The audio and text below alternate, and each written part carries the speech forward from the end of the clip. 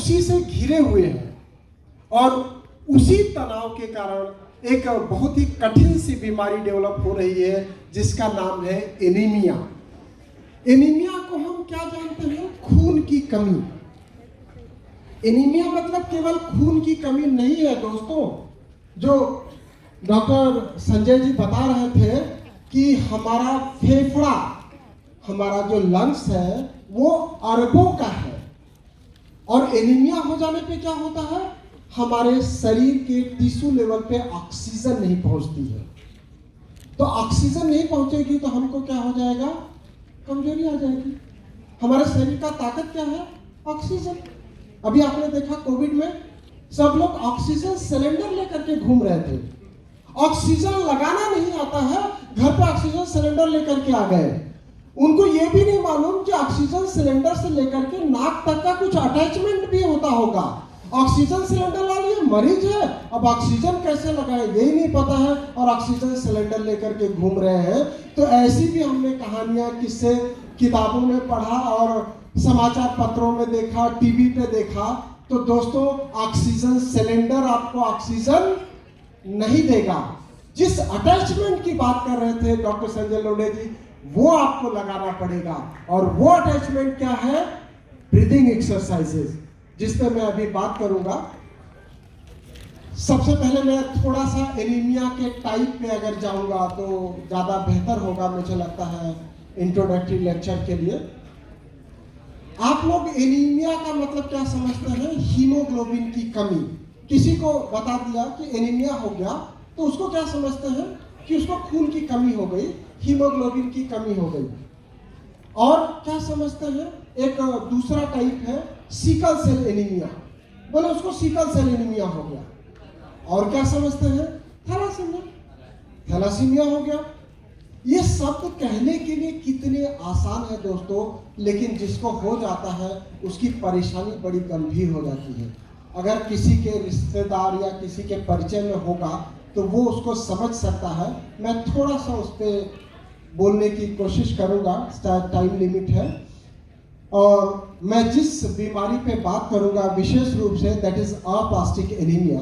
Aplastic anaemia मतलब हमारा जो बोन मैरो है वो ब्लड सेल्स का फॉर्मेशन बंद कर देता है। इसके अलावा और भी टाइप है। और क्या टाइप है? हीमोरेजिक एनीमिया, जिसका भी ऑपरेशन होने रहता है तो उसको डॉक्टर लोग क्या बता देते हैं कि 2, 3, 5 बॉटल का ब्लड का व्यवस्था करके रखना। क्यों ब्लड की व्यवस्था करके रखना? क्योंकि कभी भी ब्लीडिंग हो सकती है। That is known as haemorrhagic anaemia. और इसी तरीके की एनीमिया हमको कब फेस करना पड़ता है? खास करके महिलाओं को हर महीने उनको मेंस्ट्रुअल ब्लीडिंग होती है। वो मेंस्ट्रुअल ब्लीडिंग कितने दिन की होनी चाहिए? 2 दिन, 4 दिन, 6 महीने तक ब्लीडिंग होती रही और उन्होंने न तो अपने परिवार को बताया न डॉक्टर को बताया, तो that leads the aplastic anaemia. इसी तरीके से जो कॉन्स्टिपेशन के शिकार है या जिनको ब्लीडिंग पाइल्स है, उनको एक बीमारी हो जाती है। रोज उनको लैट्रिन के साथ ब्लड जाता रहता है, उनको पता नहीं रहता है और दैट में लीड टू अप्लास्टिक एनीमिया। और इसी तरह की परेशानी है, बच्चों को नाक से खून आता रहता है, जिसको हम बहुत साधारण भाषा में नक्सीर बोलते हैं। और डॉक्टर लोग बताते हैं कि थोड़े समय में वो अपने आप ठीक हो जाएगा। तो राज्यपाल हैं मंगू भाई जी, वो भी बहुत ज़्यादा सिकल सेल एनीमिया पे बात करते हैं। तो एनीमिया हमको क्यों जानना ज़रूरी है? और आज का जो ये सेमिनार का टॉपिक है जो हमारे डीएवीबी के योग विभाग ने रखा है, मैं डीएवीबी योग के योगा विभाग के जो अध्यक्ष हैं, डायरेक्टर हैं, डॉक्टर एस.एस. शर्मा जी को धन्यवाद देना चाहूँगा कि आपने इतने अच्छे टॉपिक का चयन किया, जिसमें आपने बात किया मेंटल, फिजिकल, स्पिरिचुअल। और इस तरह की कोई कार्यशाला या वर्कशॉप होना चाहिए जिसकी ज़रूरत है लोगों को।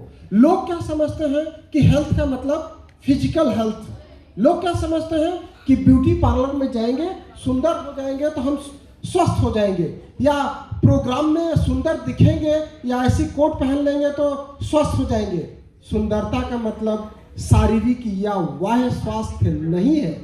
सुंदरता का मतलब है हमारे आंतरिक स्वास्थ्य कैसे बना रहेगा? जब हमारा हीमोग्लोबिन 12 ग्राम के ऊपर रहेगा। बहुत सारी यहाँ पे महिलाएं और लड़कियां बैठी हैं, मैं उनको रिक्वेस्ट करूंगा कि वो एक बार अपना हीमोग्लोबिन अवश्य जांच कराएं। अभी लोंडे साहब बात कर रहे थे कि हम साल भर में एक आध बार अवश्य जांच कराएं। मैं तो बोलूँगा कि अगर आप कुछ भी जांच नहीं करा सकते तो आप CBC हर 2-3 महीने में कराते रहिए। और तब और जरूरी हो जाता है जब आपको वही कार्य करते हुए पालन कितना होता है उस पर मैं बात करूंगा। और नियमित दिनचर्या केवल क्या पुरुषों के लिए होती है उस पर बात करूंगा। नियमित दिनचर्या हमारे महिलाओं की भी होती है, खान पान हमारे महिलाओं का भी होता है। लेकिन हमारे समाज में कैसा है, हम लोग सो करके जब जगते हैं उससे पहले हमारे घर की महिला जग जाती है। वो चाय बना लेती है, गेट खोल लेती है, वो चाय लेकर के पति के बेड पर आती है, हम चाय पीते हैं, तब हमारी नियमित दिनचर्या चालू होती है। उससे पहले उसकी दिनचर्या चालू हो गई रहती है। इसी तरीके से हमारे घर के लाडले भी हैं, जैसे अभी सर बता रहे थे कि बड़े घर के बेटे हैं तो लेटे हैं, उनकी दिनचर्या कितने बजे चालू होती है? किसी की सुबह 11:30 बजे, किसी की 12 बजे, किसी की 1 बजे, किसी की 2 बजे तक। मेरे पास लोग आकर के बताते हैं क्लिनिक में कि मेरा बेटा 2 बजे सो करके उठता है, आप उसके लिए कोई दवाई दे दीजिए। मैं बोला 2 बजे सो के उठता है तो वो दवाई खा कर क्या करेगा? वो दवाई खाएगा कब? उसके पास टाइम कहाँ है? एक बैंक ऑफ बड़ौदा के मैनेजर साहब अपने बेटे को लेकर के आए। उनका 35 साल का बेटा, उसका वजन 40 किलोग्राम, पुणे में वो सॉफ्टवेयर कंपनी में बहुत बड़े जॉब पे था।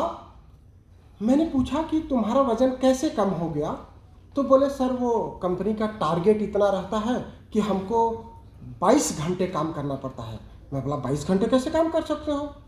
तो बोले सर करना पड़ता है, मजबूरी है, हमारा पैकेज बहुत हाई पैकेज है और हमको जो टारगेट है उसको पूरा करना होता है। हम कहा फिर भी आप 22 घंटे कैसे काम कर सकते हो?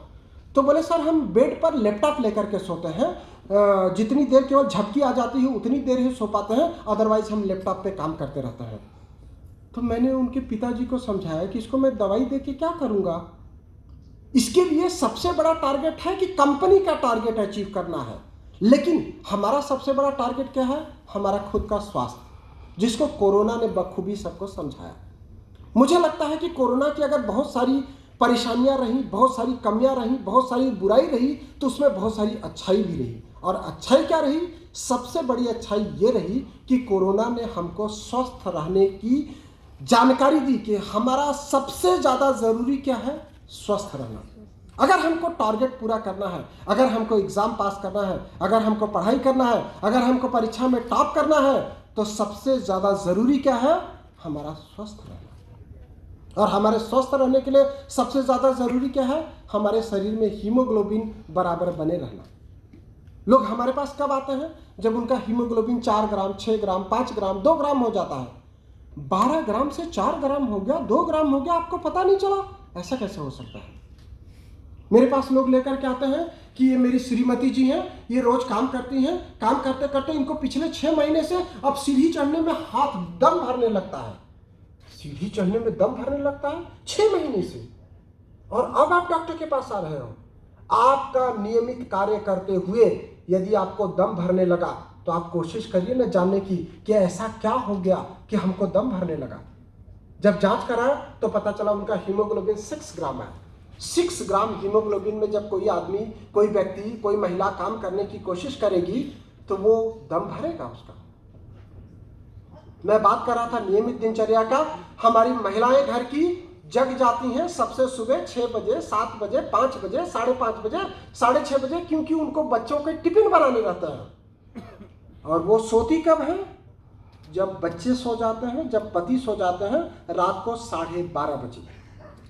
12:30 बजे वो सोती हैं और 5:30 बजे जग जाती हैं। उनकी नियमित दिनचर्या ये है कि वो 24 घंटे में से सुबह 5:30 बजे से रात की 12:30 बजे तक कार्य करती हैं। मतलब 12 और 5 17 घंटे काम करती हैं। और उनकी स्वास्थ्य के ऊपर हम चर्चा ही नहीं करते हैं।